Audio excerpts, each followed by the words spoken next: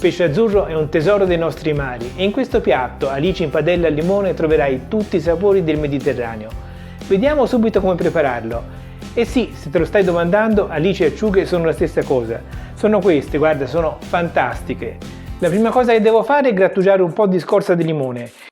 Naturalmente dovrai scegliere un limone biologico o quantomeno combuscedibile.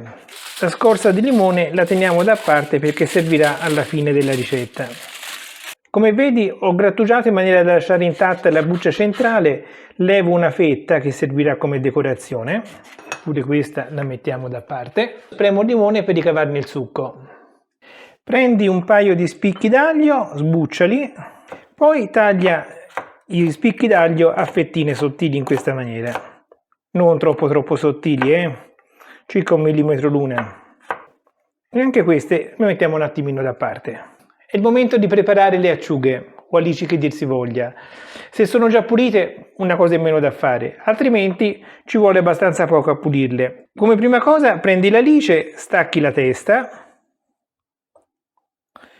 e poi con il dito dividi in due in questa maniera.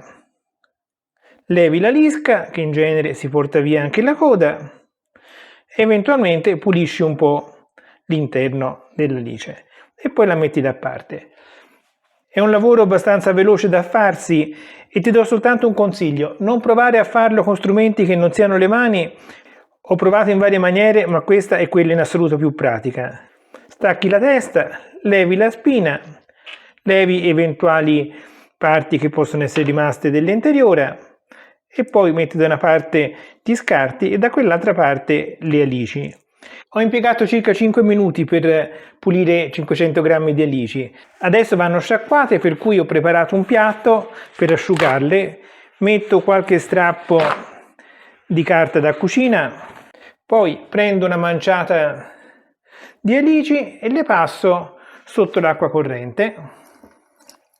Le scolo leggermente e le appoggio sulla carta assorbente. E tampono le alici con un po' di carta assorbente per levare l'umidità in eccesso. Non devono essere perfettamente asciutte, però diciamo non devono essere nemmeno troppo bagnate. Ecco qua, direi che così va perfettamente.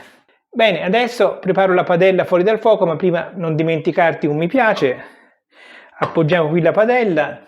Come prima cosa un giro d'olio d'oliva, anche un po' abbondante così. Poi metto gli spicchi d'aglio sul fondo e adagio le alici a raggiera con la coda verso il centro della padella e con la pelle nella parte sottostante. Quella migliore ovviamente sono quelle che si sono aperte bene al libro e le disponi tutte quante così. Ho preso una padella piuttosto grande perché ovviamente devono contenere tutte le alici, possibilmente in uno strato solo, o se non ce la fai le puoi anche sovrapporre un po'. Bene, adesso non resta altro che cuocere. Le metto sulla tripla corona, ma a fuoco abbastanza basso.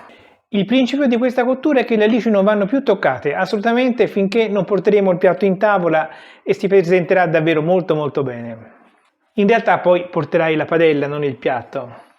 Quando vedi, come in questo caso, che le alici iniziano un po' a diventare bianche, aggiungi un po' di succo di limone. Non mettere troppo succo di limone, non mettere troppi liquidi. Capisci quando è cotto? Perché il pesce diventa di colore bianco dal colore che ha originariamente. Quando vedi che sono vicine a essere cotte, aggiungi la scorza del limone e poi metti al centro la fetta di limone con funzioni esclusivamente decorative. Ok, direi che a questo punto sono pronte. Guarda, hanno un aspetto veramente magnifico. Aggiungo appena un pochino di prezzemolo tritato. Naturalmente dovrei portare la padella in tavola in questa maniera e servirla. Farai un figurone che non ti dico. Io però faccio una strappo alla regola e ne assaggio subito una. Non ti dico la bontà. Si sente tutto il limone, si sente il gusto del pesce, un piatto così mediterraneo che più mediterraneo non si può. Ti consiglio veramente questa ricetta, provala e non te ne pentirai.